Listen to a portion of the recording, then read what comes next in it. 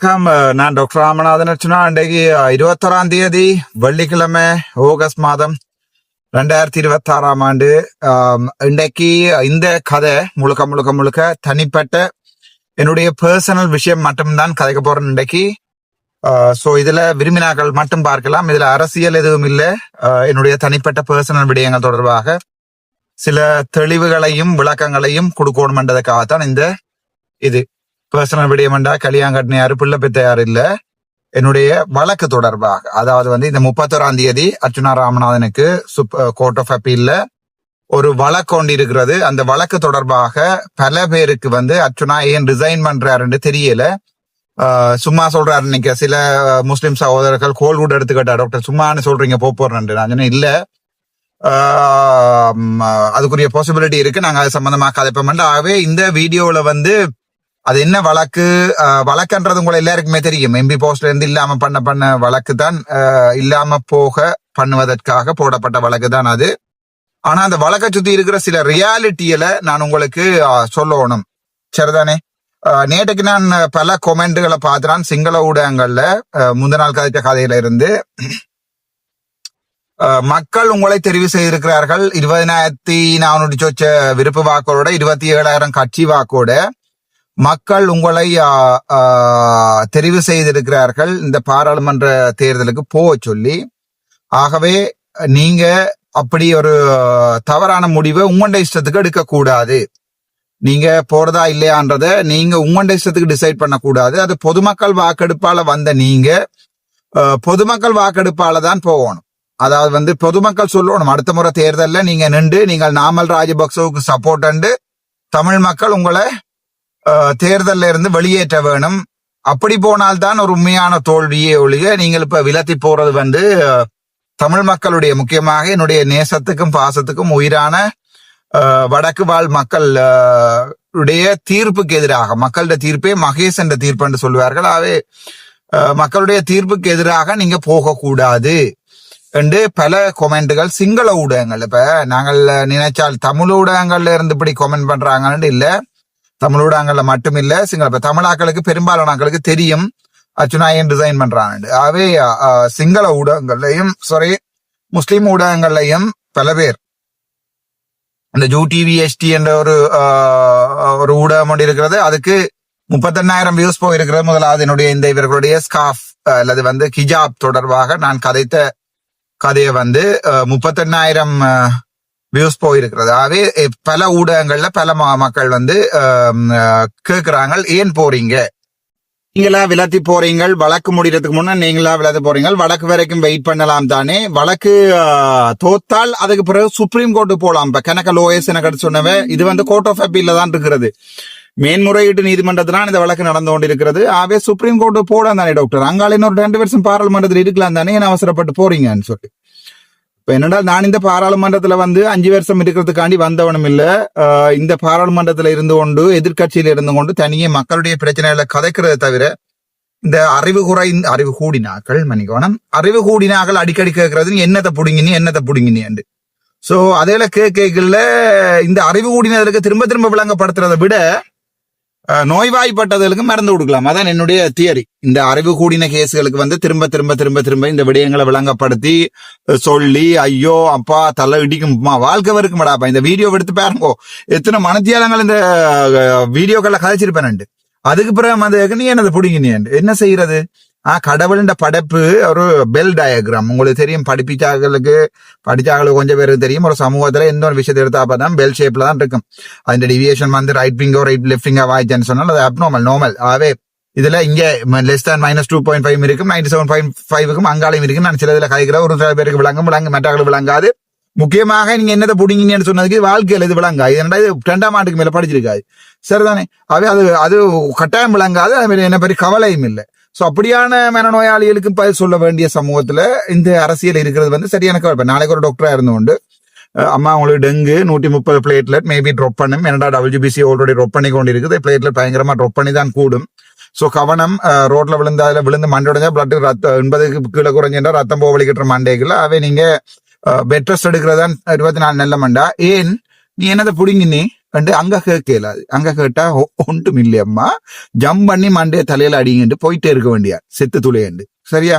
வேற வழி வேற வழியே இல்லை. விளைஞ்ச ஆனா இங்க அப்படி கேட்டா தம்பி ஒன்று மூன்று அரசியல்ல ஒன்று மூன்று டெண்டு ராசாண்ட. ஏன் டெண்டு? நீ என்னது புடுங்கி நீ நீ என்ன பெரிய பருப்பா?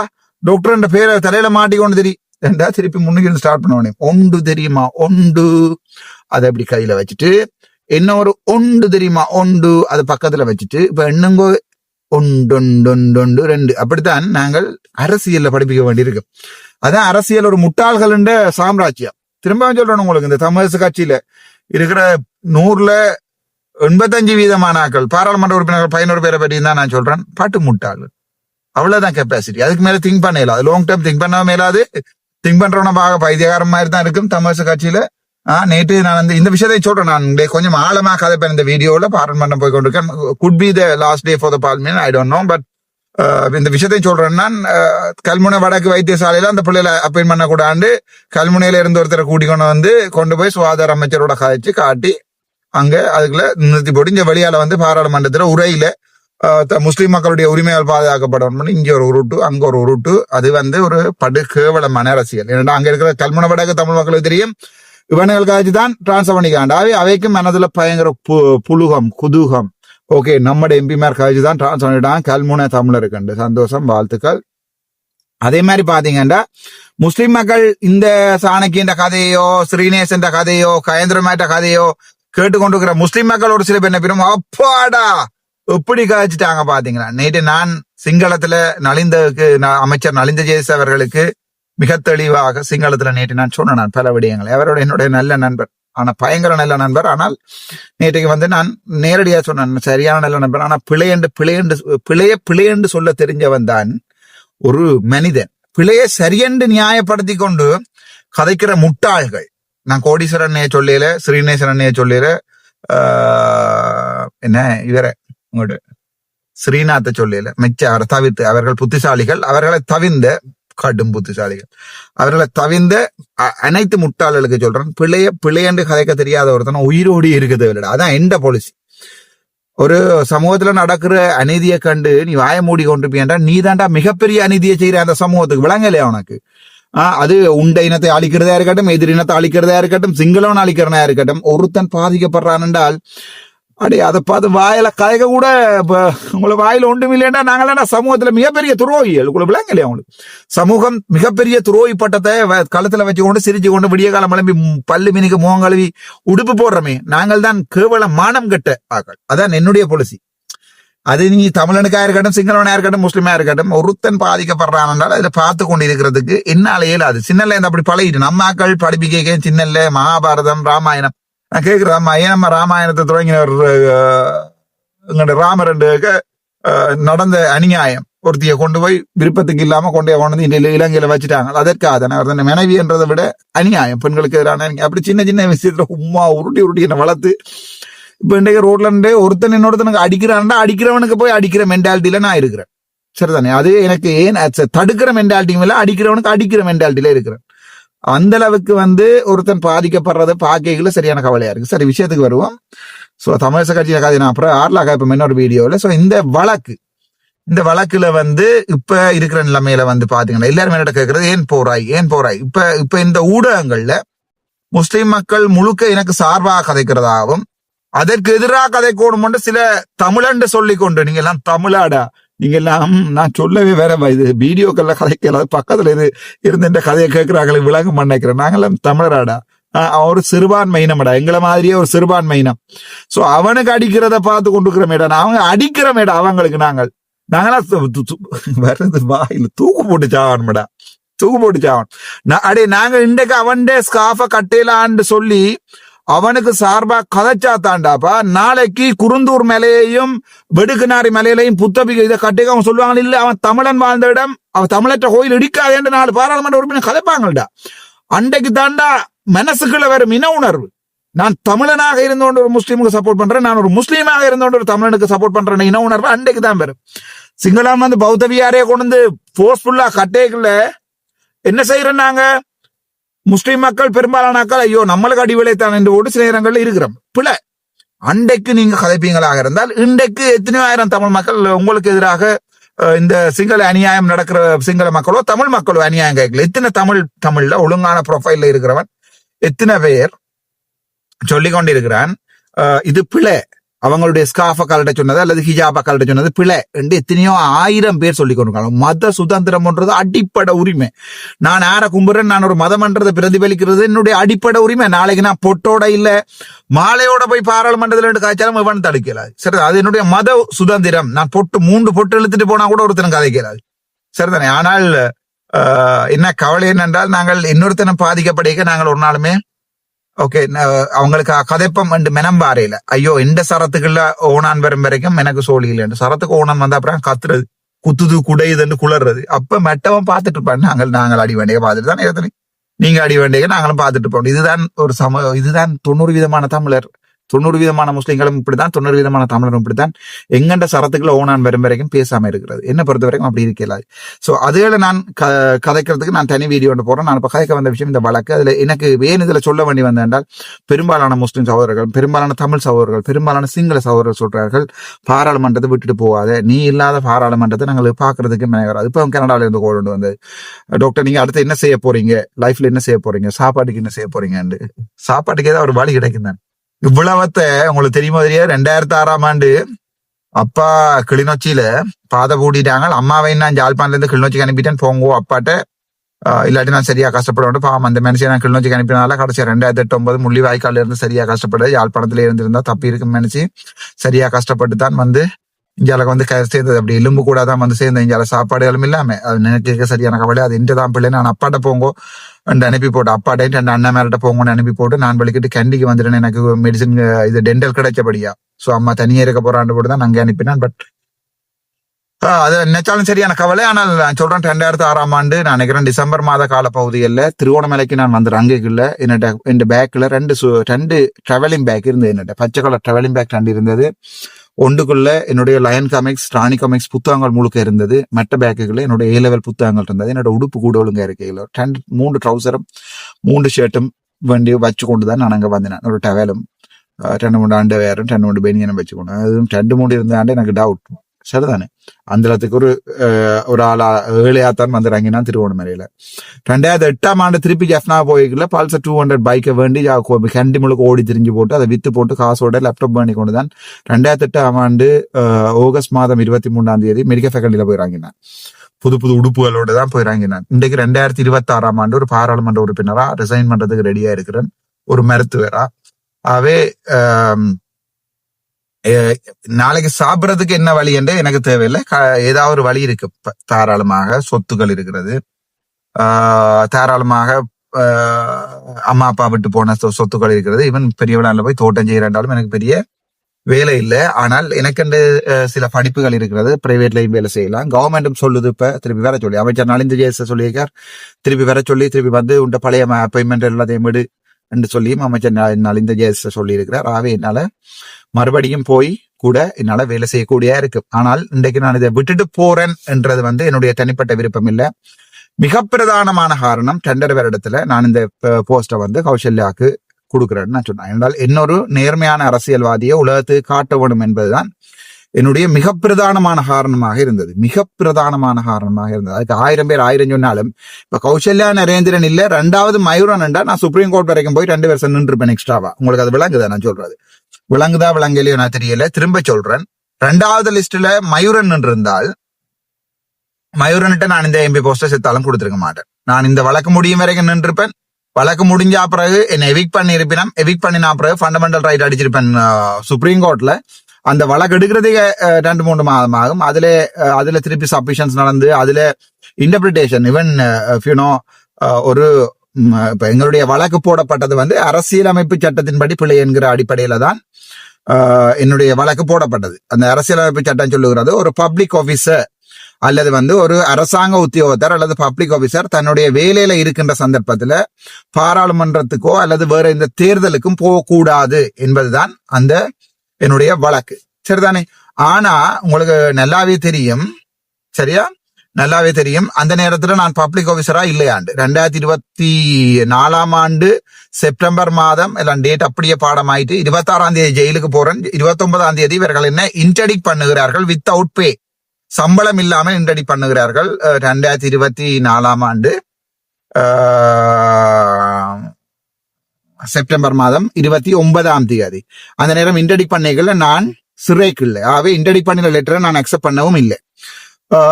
நான் திருப்பி வெளியால வாரன் அக்டோபர் மாதம் 10 12 நாமினேஷன் 10 பின்னேரம் 6 மணிக்கோ 5:30 6 மணிக்கு வெளியால சாவச்சேரி நீதிமன்றத்திலிருந்து வெளியால கால வைக்கிறேன். பின்னேரம் அண்டு இரவு இருந்தது. இரவு அர்ஜுன சருக்கு கோல் எடுத்தினான். சார் நான் ரிசைன் பண்ண போறேன் என்று சொல்லி எனக்கு இன்டர்டிக் பண்ண அப்ப தெரியாது. அப்பதான் அவர் சொன்னார், சாரி அப்போ நீ இன்டர்டிக் பண்ண ரிசைன் பண்ண இயலாது, ஏனென்றால் நீ ஆல்ரெடி வந்து இன்டர்டிக் பண்ணப்பட்டிருக்கிறாய். இன்டர்டிக் பண்ணப்பட்ட ஒரு நபர் ரெசிக்னேஷனை அக்செப்ட் பண்ண இயலாது ராசா என்று அவர் சொல்லுங்க. சரி சார் பரவாயில்லை. சோ பட் இந்த பக்கம் எனக்கு சம்பளம் இல்லாம இன்டர்டிக்ஷன் என்று சொன்னால் ஐ எம் ஆல்மோஸ்ட், அதாவது வந்து அரசியலமைப்பு சட்டம் சொல்லுகிறது தெளிவாக public officer is a public officer, அதாவது definition public officer is a public officer who is getting paid by the government. So அன்றைக்கு நீங்க இப்ப சலரி இல்லாம இன்டர்டிக் பண்ணினோம், அன்றைக்கு நான் பப்ளிக் ஆபீசர் டெபினிஷனுக்குள்ள போறேன். டெபினிஷனுக்குள்ள இருந்து தியரட்டிக்கலா வெளியால போறேன் நான். அதாவது என்ன பே பண்ணையில நீங்க என்ன இன்டர்டிக் பண்ணிட்டீங்க, கடிதம் போட்டுக்கிறீங்க, அரசாங்கம் சம்பந்தமான சகல ஆவணங்களையும் சகல துறப்புகள் அது எல்லாத்தையும் கொண்டு வந்து நீங்கள் மறுபடியும் இங்க சேருங்கண்டு சுகாதார அமைதியை கொண்டு தாங்கட்டு கடிதம் போறீங்க. ஸோ அண்டையில இருந்து என்னுடைய டியூட்டியில இருந்தும் என் ஆபீஸ்ல இருந்து நான் எஃபெக்ட் பண்ணிவிட்டேன். So public officer who all the public office என்று தான் ஸ்டார்ட் பண்ணது இன்டர்பிரிட்டேஷனே. சாரி இது எங்கண்ட அரசியலமைப்பு சட்டம் மன்னிக்கணும். அப்ப அந்த இன்டர்பிரிட்டேஷனே பிழை. நான் எனக்கு ஆபீஸும் இல்ல, என்ன எவிக் பண்ணியாச்சு, ஆபீஸ்ல இருந்து இன்டர்டிக் பண்ணியாச்சு, இந்த சாமான் எல்லாத்தையும் திருப்பி கேட்டீங்க, என்னுடைய அரசாங்கம் சம்பந்தமான துறப்புகள் எல்லாத்தையும் திருப்பி ஒப்படைக்க சொல்லி போட்டீங்க. சோ அன்றைக்கே in definition I am no more public officer but I was interdict பண்ணி வெளியால விட்டுருக்கீங்க. எனக்கு சார்ஜ் போடுறதும் இல்லாதும் அது இன்கொயரி முடிய எனக்கு சார்ஜ் ஷீட் கூட இன்று வரைக்கும் என்னுடைய கையில வரையில. அதான் மிகப்பெரிய அவள் என்னென்றால் 2 வருஷம் ஆயிட்டு இன்று வரைக்கும் எனக்கு சுகாதார அமைச்சு நான் என்ன குற்றம் செய்திருக்கிறேன் என்று சொல்லி இதுல எனக்கே சரியான கவலை. But it's okay. இது 1000 இதை பார்த்திருக்கோம். அம்மாவும் இல்ல அப்பாவும் இல்ல 32 வயசு 33 வயசுல சோ 40 வயசு வரைக்கும் நின்று பிடிச்சிருக்கேன். அப்ப அம்மாவும் இல்ல அப்பாவும் இல்ல போறதுக்கு வீடும் இல்லாம எல்லாரும் வேலை முடிஞ்சு வீட்டை போய் அம்மா அப்பா சப்பாத கலட்டுங்க தேத்தனி போடுவாண்டுவாங்க. நானே கலட்டி நானே பிள்ளைக்கு சாப்பாடையும் கொடுத்து நான் அப்படி வளர்ந்தவன். சோ எனக்கு அது பிரச்சனை இல்லை. என்னென்றால் அதைத்தான் சொல்றது வந்து இந்த இன்டர்பிரிட்டேஷனை இவர் பப்ளிக் ஆபீசரா இல்லையான்ற இன்டர்பிரிட்டேஷனை செய்ய வேண்டியது வந்து சுப்ரீம் கோர்ட்டை ஒழிய கோர்ட் ஆஃப் அப்பீல் அல்ல. Court of appeal doesn't have the power to interpret the அரசியலமைப்பு சட்டம். சரிதானே? சோ அதால இந்த வழக்கு தோக்காது. முதல் தோத்தாலும் சுப்ரீம் கோர்ட்டுக்கு போவேன். அங்க 2 வருஷம் இந்த வழக்கு நடக்கும். அங்க நேரத்துல நான் 4 வருஷம் பாராளுமன்றத்திலே இருந்துருவேன். சோ கௌசல்யா நரேந்திரனுக்கு துரோகம் நான் செய்யறது. சோ அந்த நேரத்துல அவள் நான் இப்படி 4 வருஷம் இருக்கிறது வந்து அவளுக்கு செய்யற மிகப்பெரிய துரோகம். அவள் பாராளுமன்றத்துக்கு வரதுக்கு ரெடியாம இருக்கிறாள். She is prepared already. She is a very qualified, much qualified person among all the 11 idiots who are sitting in the parliament. She is a lawyer. She has the preferential vote. சொல்ல தேவையில்லை. She is very young. சொல்ல தேவையில்லை உங்களுக்கு. சரிதானே? ஒரு பொம்பளை பிள்ளை, that is the single best qualification compared to other bloody idiot who are sitting in the parliament. சரிதானே? சோ எனக்கு அவளை கொண்டு வந்து விட்டு போட்டு அவளை ஒரு வடிவா, அதாவது இப்ப வந்து ஒரு எழுதப்படாத காகிதமா இருக்கிறவள்ல என்னுடைய ஹேண்ட் ரைட்டிங் உங்களுக்கு தெரியும், நீட்டா எழுதுறதுக்கு நான் தயாரா இருக்கிறேன். சரிதானே? அவளை கூட்டி கொண்டு வந்து அவளை ஃபோன் பண்ணி அவளை கார்ல கூட்டி கொண்டு வந்து இறக்கி ஏத்தி அந்த 60,000 ரூபாய் டிரைவர் சம்பளமே எனக்கு காணுமடா. அது ஒரு பெருமை விளையாஞ்சா உங்களுக்கு. நீங்க எல்லாரும் எங்க எண்டக்காவது நினைச்சு பாருங்க. ஒரு பாராளுமன்ற உறுப்பினரா இருந்தவன் ஒருத்தன் தன்னுடைய தங்கச்சிக்கு டிரைவரா வருவானாண்டு, தன்னுடைய செக்ரட்டரிக்கு டிரைவரா வந்து கொண்டே விடுற மென்டாலிட்டி எனக்கு இருக்குடாப்பா. நீங்க யார் என்ன குத்தி முடிஞ்சாலும் அது பிராசனையா இருந்தா கூட நான் விட்டுருப்பேன். ஆனா மயூரனுக்கு விட மாட்டேன். இடைக்கல்ல இவங்க 2 பேரும் இருக்கிறாங்க. யாரு அந்த லாங்குவேஜ் படிப்பிக்கிற அக்காவும் கடைசி நேரங்கள் எங்களுக்கே படிச்சு எங்களுடைய ஐயோ காலேஜ் பிரயோசனம் இல்லை அவங்கள்ல. ஆனா பிராசனையா இருந்தா கூட நான் கூட்டி கொண்டு வந்து நானே ராக்கி பிராசனை இதால போங்க உள்ளுக்குள்ள இந்த இவ்வளத்தையும் வெளியே கொண்டு வாசிக்கும். அதுக்கப்புறம் 6 லாக் கதைப்பம் ஒரு 2-3 மாதம் பயம் போட்டு மட்டும் பிராசனையை நான் ஃபோன் பண்ணியிருப்பேன். இவன் ஜெகதாசா இருந்தாலும் கூட யாரா இருந்தான் ஜெகதாசா எலெக்ஷன்ல இல்லாதாலதான் இவன் என்று சொன்னேன். ஆனால் ஜெகதாஸ் இருந்தா கூட நான் ஃபோன் பண்ணியிருப்பேன். அந்த மென்டாலிட்டி எண்டைக்கு வருதோ அண்டைக்கு நீங்க ஒரு தலைவரா வரலாம். அது கட்சியின் தலைவரா ஆகிறது முக்கியம் இல்ல, ஒரு இனத்தின் தலைவனா வரவணுமா இருந்தா இந்த மென்டாலிட்டி இருக்கும். ஜோதிச்சு பாருங்க, கயந்திர கட்ட கழுத்தனை திருப்பி எம்பி ஆகி போட்டு சும்மா ஒரு பேச்சுக்கு நான் கேட்கிறேன், நீங்கள் கதை நீங்க சொல்லுங்க பதில. கட்டக்காலத்தின சுவாச எம்பி ஆகி போட்டு கயந்திரமா டிரைவ் பண்ணி ஓடி கொண்டு விடுவார் நினைக்கிறீங்களா நீங்க? அல்லது ஆனோல்டு எம்பி ஆகி போட்டு ஸ்ரீதரன் கார் ஓடி கொண்டு வந்து விடுவார் நினைக்கிறீங்களா? விட மாட்டாங்க, வாழ்க்கையில விட மாட்டாங்க.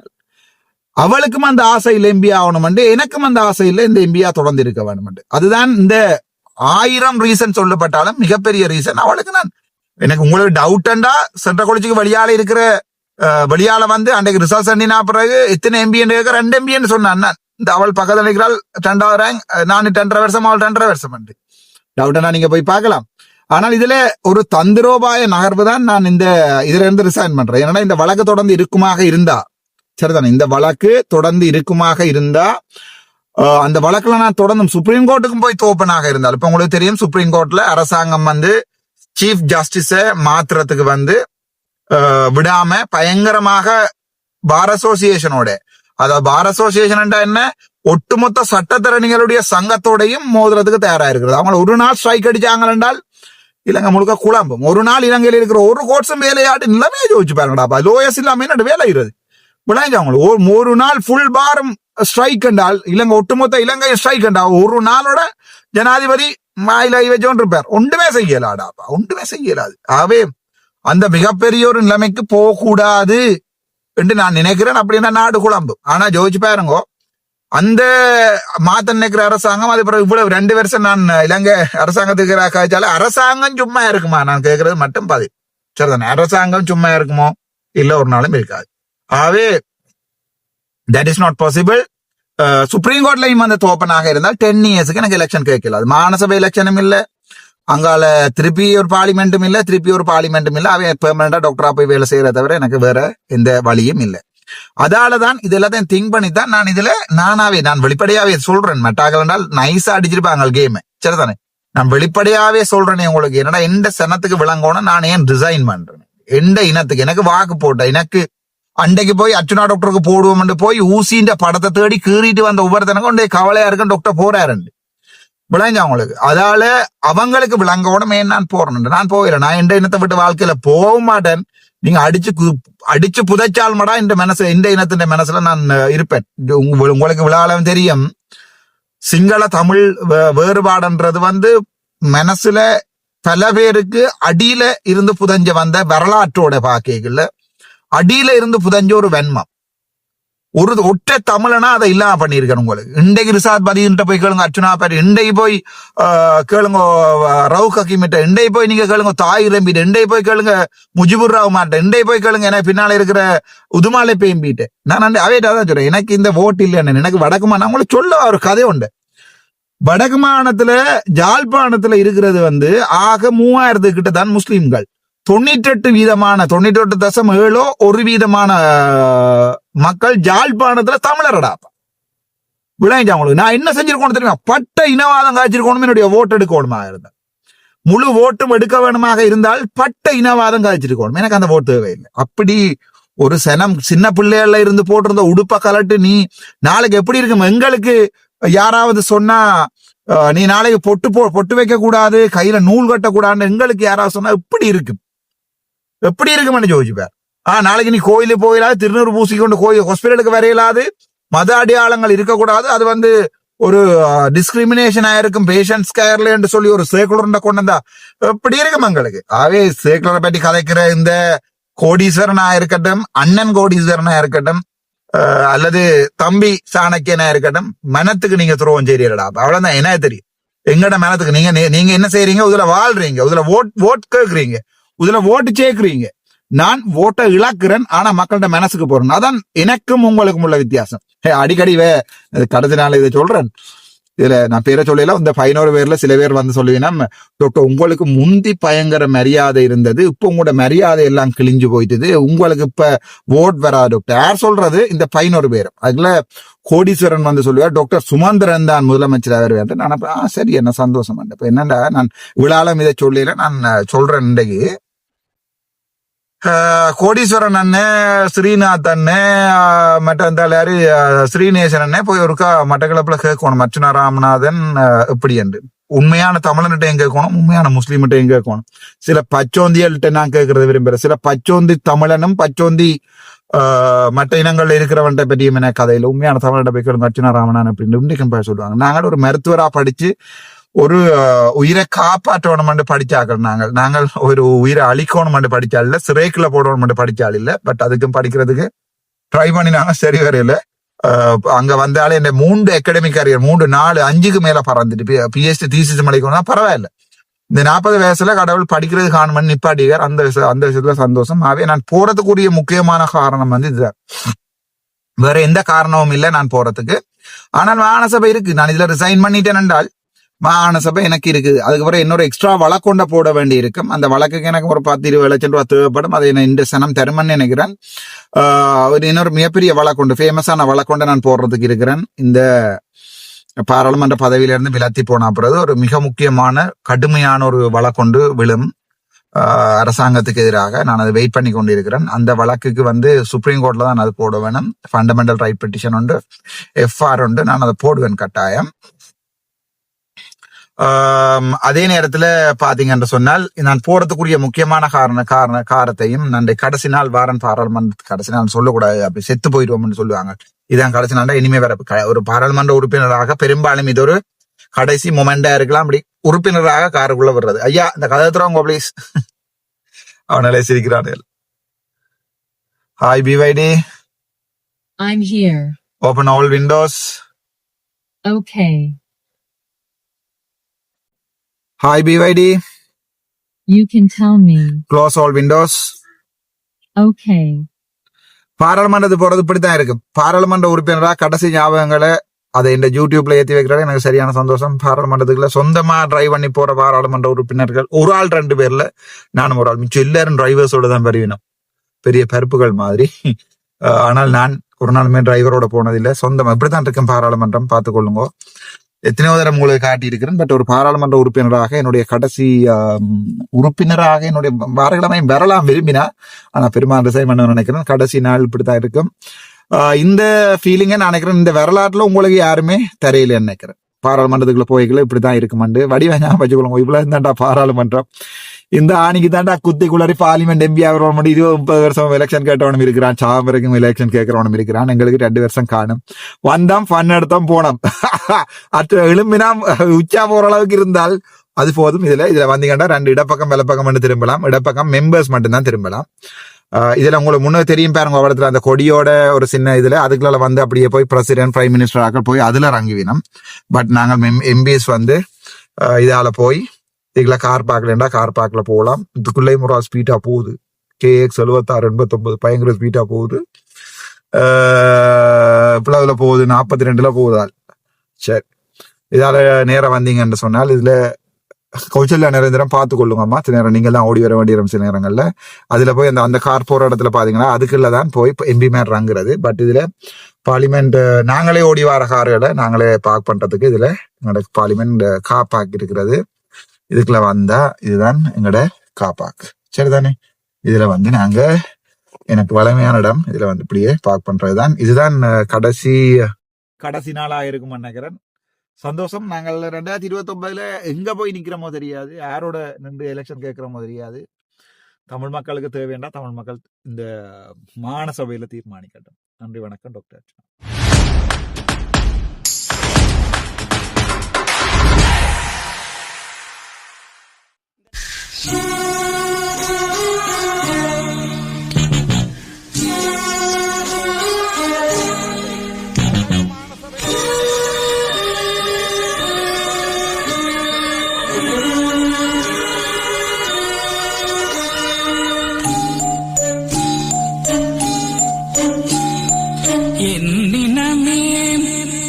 சனமே என்னை உனக்கு தெரிகிறதா, எனது குரல் புரிகிறதா, என்னினமே என் சனமே என்னை உனக்கு தெரிகிறதா, எனது குரல் புரிகிறதா, என்னினமே என் சனமே.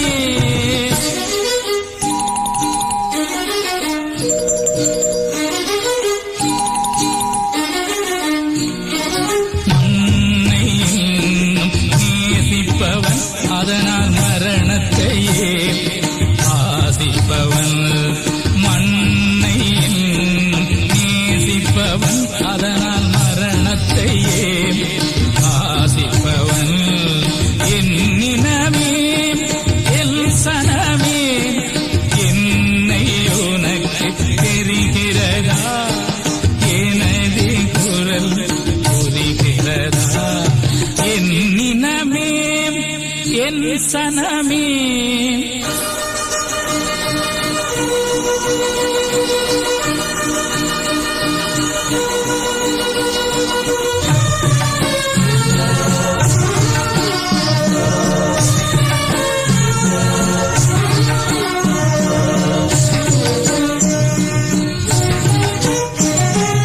அன்னை தந்தை எனக்கு முண்டு அன்பு செய்ய புறவும் உண்டு என்னை நம்பி உயிர்கள் உண்டு ஏக்கம் நெஞ்சில் நிறைய மண்ணை நேசிப்பவன் அதற்காய் மரணத்தையே வாசிப்பவன் என் நினமே என் சனமே என்னை உனக்கு தெரிகிறதா எனது குரல் புரிகிறதா என் நினமே என் சனமே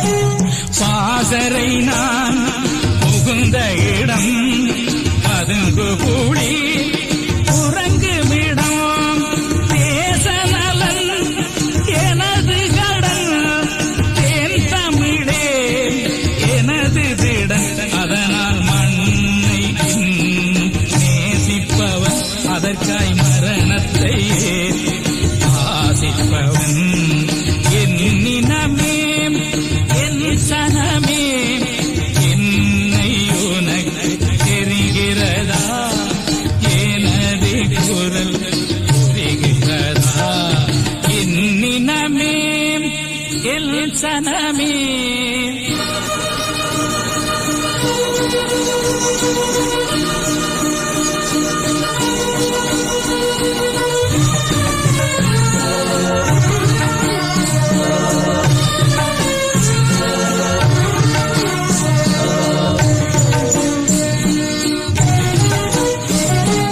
என் முடிவில் விடிவிருக்கும் எதிரிகளில் அழிவிருக்கும் சந்ததிகள் சிரித்து நிற்க சரித்திரத்தில் நிறைந்திருப்பேன் அதனால் மண்ணை இன்னும் நேசிப்பவன் அதற்காய் மரணத்தையே வாசிப்பவன் என் நினமே என் சனமே என்னை உனக்கு தெரிகிறதா எனது குரல்